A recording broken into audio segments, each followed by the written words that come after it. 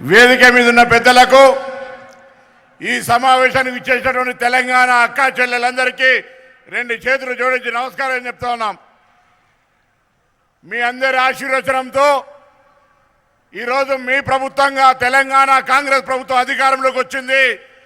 మార్పు కోరుకున్నారు మహిళలు. మీరు ఓటేస్తేనే ఇలా మేము అధికారంలోకి వచ్చినాం. మీ అందరికీ ధన్యవాదాలు తెలియజేస్తా ఉన్నాం. ఇలా ఈరోజు కాంగ్రెస్ పార్టీ అంటే మహిళలకు ప్రత్యేకమైనటువంటి గౌరవం ఇచ్చే విధంగా, ఎక్కడైనా మహిళా శక్తిని గౌరవించే విధంగా ప్రతి కార్యక్రమాన్ని మహాలక్ష్మి రూపంలో చూసుకొని మీ అందరి యొక్క ఆలోచన విధానంతో మీకు ఒక సశక్తినిచ్చేటువంటి ఆలోచనతో ఈరోజు మహిళ ఒక పథకాన్ని, ఒక సశక్తి విధానాన్ని తీసుకొచ్చి ఈరోజే కేబినెట్ గౌరవ ముఖ్యమంత్రి రేవంత్ రెడ్డి గారి అధ్యక్షతన ఆమోదింపజేసుకున్నాం అనేటువంటి మాట సందర్భంగా తెలియజేస్తా ఉన్నాం.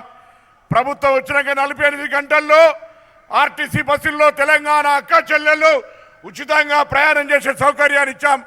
ఇప్పటికీ 25 కోట్ల మంది మహిళలు ఆర్టీసీ బస్సులో ఉచిత ప్రయాణ సౌకర్యాన్ని వినియోగించుకున్నారు.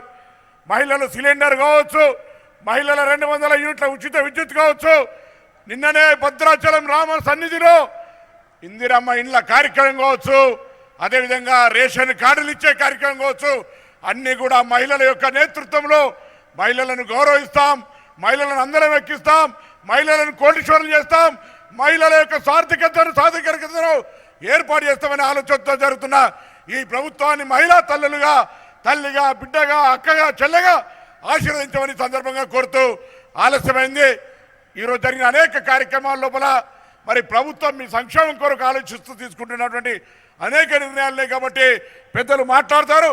ఈరోజు జరిగిన కార్యక్రమాల్లో మీ పాత్రను దయచేసి ఎక్కడ గతంలో టీఆర్ఎస్ ప్రభుత్వంలో ఒక మంత్రి మహిళ కూడా లేకుండే, ఇవాళ 2 అక్కలు, మా చీఫ్ సెక్రటరీ గారు మహిళా గారు, అదేవిధంగా అనేక కార్యక్రమాల్లో ప్రతి అంశంలో మహిళను ముందుంచే ఆలోచనతో పోయే విధంగా జరుగుతున్నటువంటి ప్రభుత్వ కార్యక్రమాల్లో మీ ఆశీర్వచనాన్ని, మహాలక్ష్మిల సహకారాన్ని కోరుతూ అందరికీ నమస్కారం చెప్తూ సెలవు తీసుకుంటా ఉన్నాను.